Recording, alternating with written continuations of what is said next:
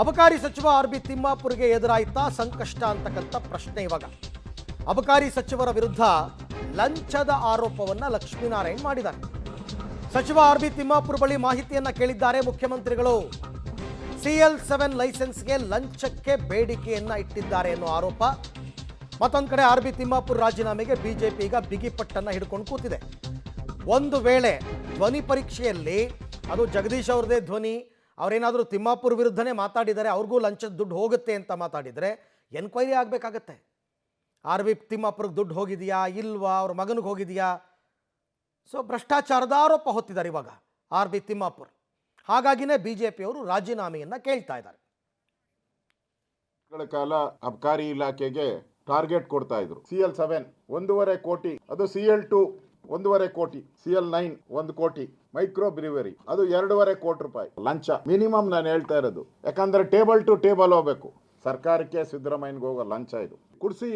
ಕುಡ್ಸಿ ಜನಗಳನ್ನ ಹಾಳು ಮಾಡ್ತಾ ಇದ್ದೀರಾ ಒಂದ್ ಕಡೆ. ಇನ್ನೊಂದ್ ಕಡೆ ನಶೆ. ತಿಮ್ಮಾಪುರೆ ಅವರು ಅಬಕಾರಿ ಮಂತ್ರಿ, ಅಧಿಕಾರದಲ್ಲಿ ಇರಬಾರ್ದು, ರಾಜೀನಾಮೆ ಕೊಡ್ಬೇಕು. ಅವ್ರು ರಾಜೀನಾಮೆ ಪಡೆದಿಲ್ಲ ಅಂದ್ರೆ ಇದರ ಪಾಲು ಮುಖ್ಯಮಂತ್ರಿಗೆ 80% ಹೋಗ್ತೈತೆ ಅಂತ ನಾವು ತಿಳ್ಕೊಂಡಿದ್ದೀವಿ. 3642 ಕೋಟಿ ರೂಪಾಯಿಗಳು ಅಬಕಾರಿ ಇಲಾಖೆಯಲ್ಲಿ ಭ್ರಷ್ಟಾಚಾರ ಈಗ ನಡೆದಿದೆ. ನೀವು ಕರಿ ಕಾಗೇನೆ ಆಗಿದ್ದೀರಿ. ಕಪ್ಪು ಚುಕ್ಕೆ ಹೆಂಗೆ ಕಾಗೆಯಲ್ಲಿ ತೋರಿಸೋದು ನಾವು? ಈ ರೀತಿ ಒಂದೊಂದು ಇಲಾಖೆಯಲ್ಲೂ ಭ್ರಷ್ಟಾಚಾರ ನಡೀತಿದ್ರೆ ವಿರೋಧ ಪಕ್ಷದವರಾಗಿ ನೀವು ಹೋರಾಟನೇ ಮಾಡಲ್ಲ. ಹೆಂಗ್ ಹೋರಾಟ ಮಾಡ್ಲಿ? ನೀವೇನಾದ್ರೂ ಸಚಿವರನ್ನ ವಜಾ ಮಾಡ್ಲಿಲ್ಲ ಅಂದ್ರೆ ನಮ್ಮ ಹೋರಾಟವನ್ನ ನಾವು ಮುಂದುವರಿಸ್ತೀವಿ. 3640 ವಿರೋಧ ಪಕ್ಷದವರಿಗೆ ಈಗ ಮತ್ತೊಂದು ಅಸ್ತ್ರ ಸಿಕ್ಕಿದೆ.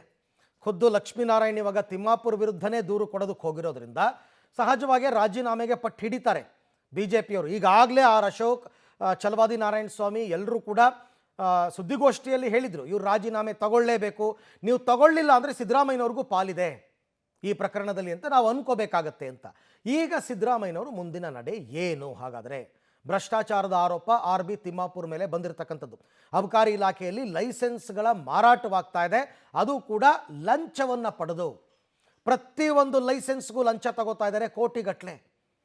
ಯಾಕೆಂದರೆ ಇದು ರೆಡ್ ಹ್ಯಾಂಡಾಗಿ ಸಿಕ್ಕಾಕೊಂಡಿರೋದು. ಅದು ಅಬಕಾರಿ DC, ಬೇರೆ ಯಾರೋ ಒಬ್ಬ ಡ್ರೈವರ್ ಅಲ್ಲ, ಅಬಕಾರಿ DCನೇ ರೆಡ್ ಹ್ಯಾಂಡಾಗಿ ಸಿಕ್ಕಾಕೊಂಡಿದ್ದಾರೆ ಅಂದಮೇಲೆ ಈ ಪ್ರಕರಣವನ್ನು ತುಂಬ ಗಂಭೀರವಾಗಿ ತಗೊಳ್ಳೇಬೇಕಾಗುತ್ತೆ. ಯಾರು ಲಂಚ ಕೊಡೋದಕ್ಕೆ ಒಪ್ಪಿದ್ರು ಆ ವ್ಯಕ್ತಿನೇ ದೂರು ಕೊಟ್ಟಿದ್ದಾರೆ. ನನ್ನ ಹತ್ರ ಇಷ್ಟೊಂದು ದುಡ್ಡಿಲ್ಲ, ಇವ್ರು ದುಡ್ಡು ಕೇಳ್ತಾ ಇದ್ದಾರೆ 2,30,00,000 ಅಂತನೋ ಏನೋ 2 ಲೈಸೆನ್ಸ್ ಕೇಳ್ತಾ ಇದ್ದಾರೆ, CL7 CL2 ಅಂತ.